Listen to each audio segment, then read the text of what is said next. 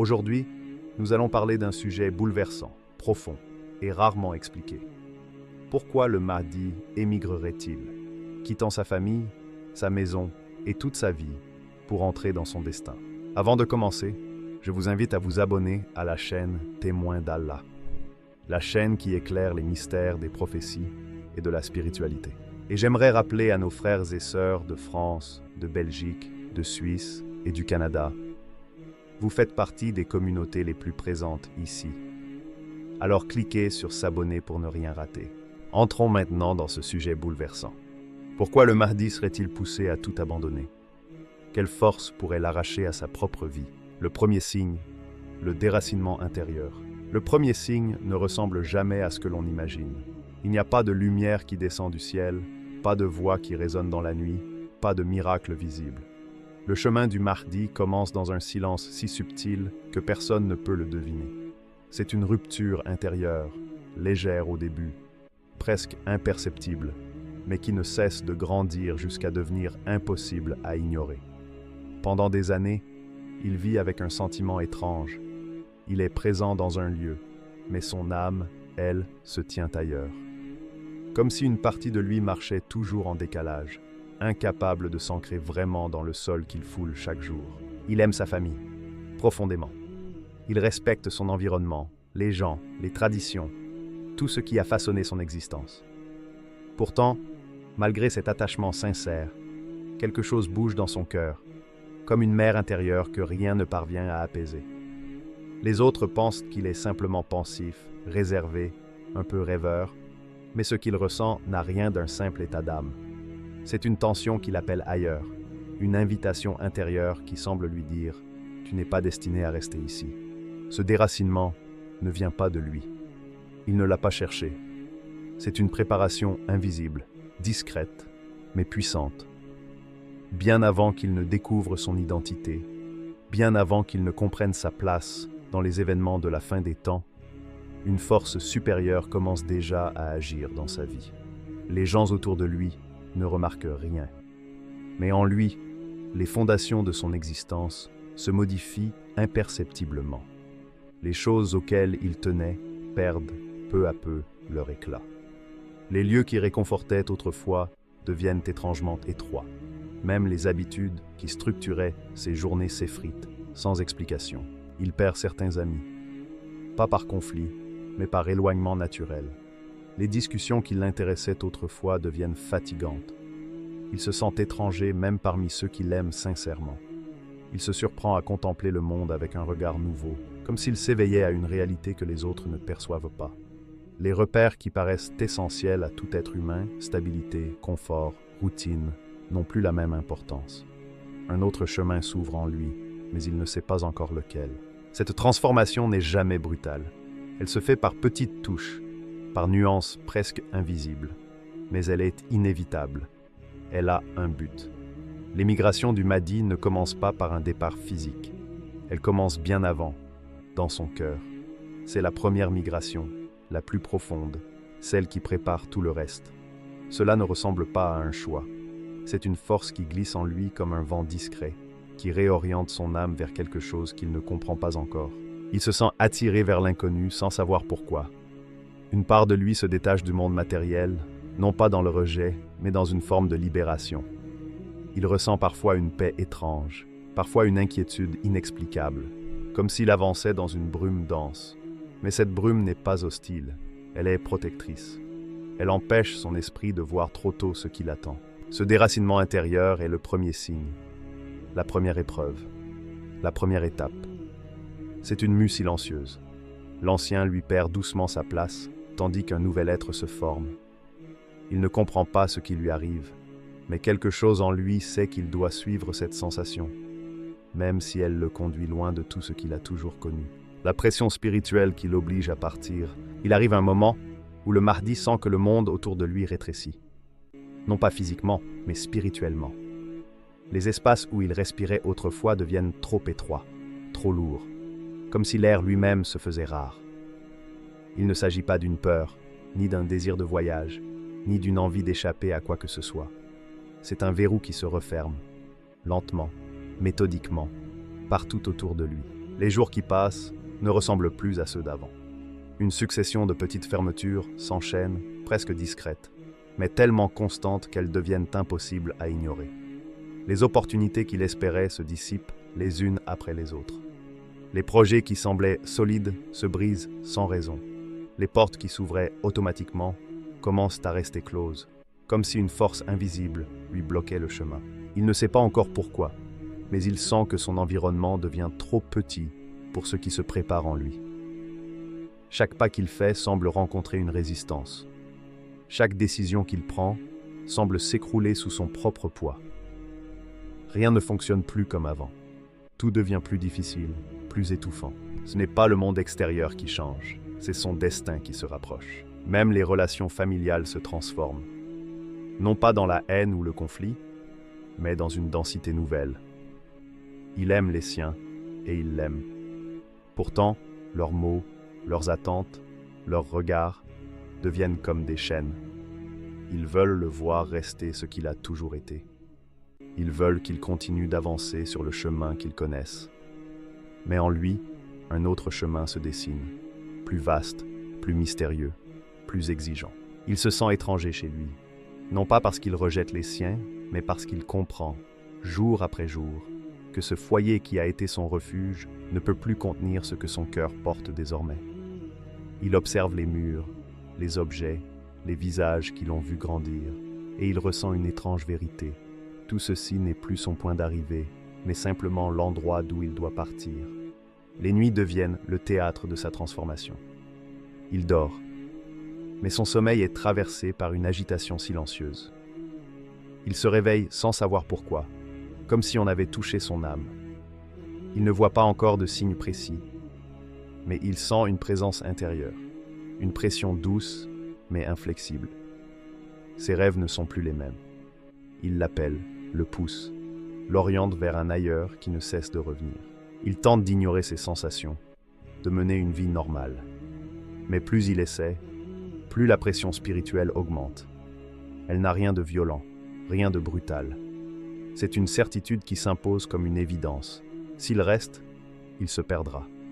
S'il continue à vivre comme avant, il étouffera. Cette pression n'est pas une punition. Elle n'est pas une souffrance. C'est un repositionnement divin, une manière de le séparer de tout ce qui pourrait l'empêcher de devenir ce qu'il doit être. Le monde autour de lui se referme pour qu'il prenne conscience que son chemin ne se trouve plus ici. Alors, son cœur devient la seule boussole fiable. Il sent une direction. Il ne sait pas où elle mène, mais il sait qu'elle ne se trompe pas. Il ne peut plus faire marche arrière. Il ne peut plus se convaincre que tout va bien. Ce qu'il ressent dépasse l'émotion. C'est une nécessité.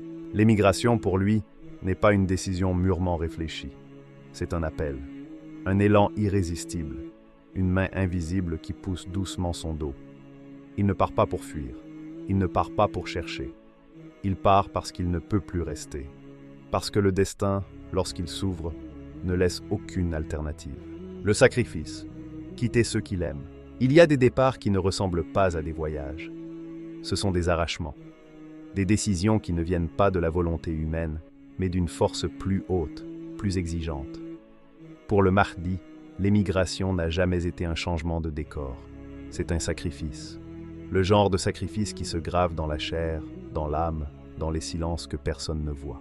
Ce qu'il quitte, ce ne sont pas des pierres, des rues ou des paysages. Ce sont des visages, des souvenirs, des voix qui l'ont accompagné toute sa vie. Les mains qui ont pris soin de lui, les regards qui l'ont rassuré lorsqu'il doutait, les sourires qui l'ont aidé à tenir dans les moments difficiles. Chaque pas qu'il fera loin d'eux sera comme une déchirure qui s'ouvre davantage. Il sait que ce moment arrive depuis longtemps. Au fond de lui, quelque chose le préparait, comme une ombre silencieuse qui avançait vers lui. Mais aucune préparation ne peut vraiment atténuer ce que représente ce départ. Lui, qui n'a jamais recherché l'isolement, qui n'a jamais fui les siens, se retrouve face à la décision la plus lourde de son existence. Partir sans ceux qu'il aime. Ce n'est pas un cœur froid. Ceux qui imaginent le Mahdi comme un être détaché, dur ou insensible, se trompent profondément. S'il n'avait pas aimé autant, le sacrifice ne serait pas si grand. Il ressent chaque lien, chaque souvenir, chaque affection avec une intensité accrue. C'est justement parce que son cœur est vaste que cette rupture est si violente. Mais une vérité monte en lui, une vérité qu'il ne peut pas repousser. Lorsque la mission commence, plus rien ne peut se placer entre lui et ce pourquoi il a été choisi, ni même les personnes qu'il aime le plus. Ce n'est pas une punition, ce n'est pas une humiliation. C'est une séparation nécessaire, imposée par un destin qui n'accepte aucune attache humaine.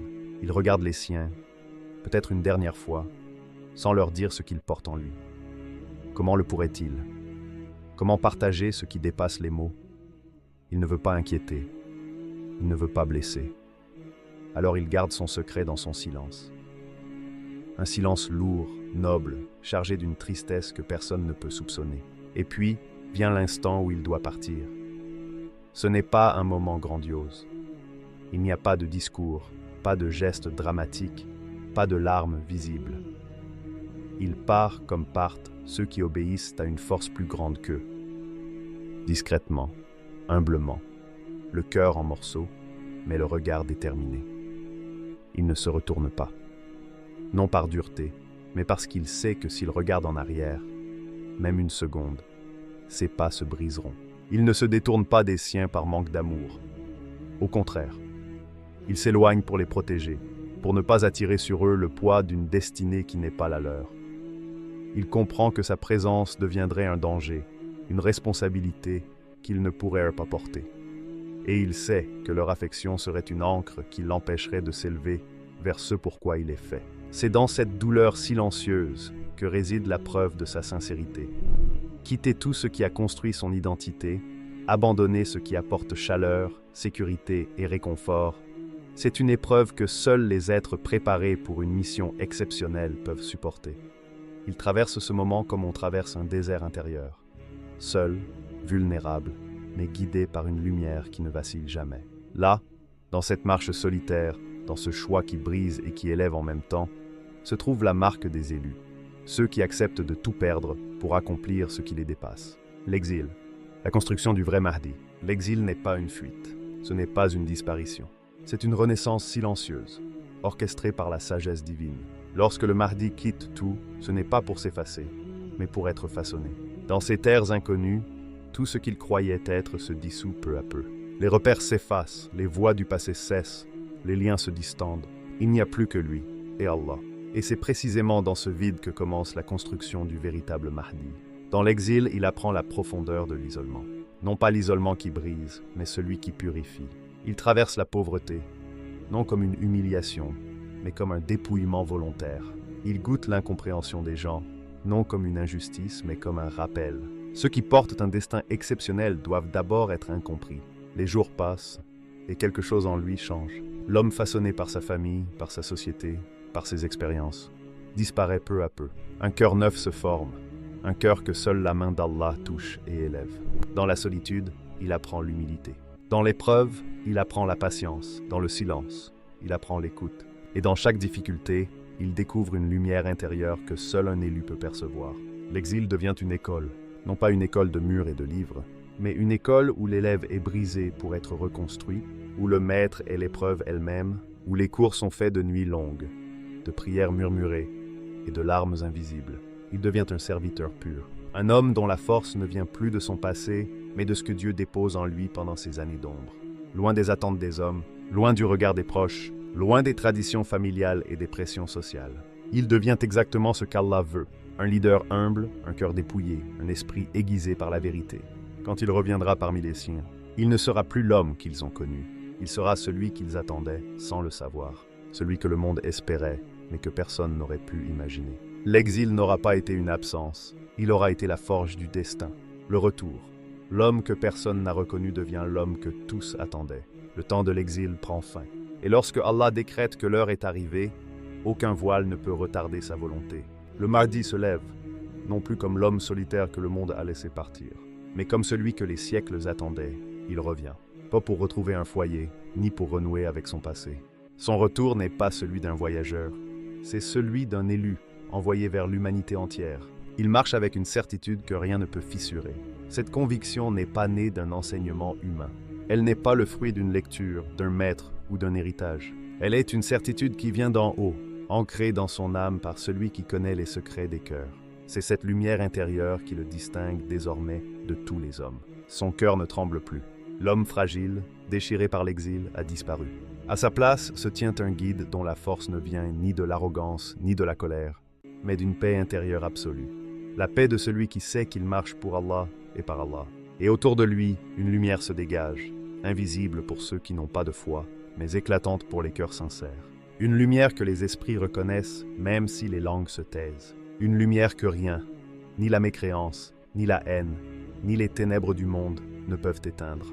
Alors les gens comprennent la migration qu'ils avaient jugée, le silence qu'ils avaient mal interprété, l'absence qu'ils avaient vue comme un abandon.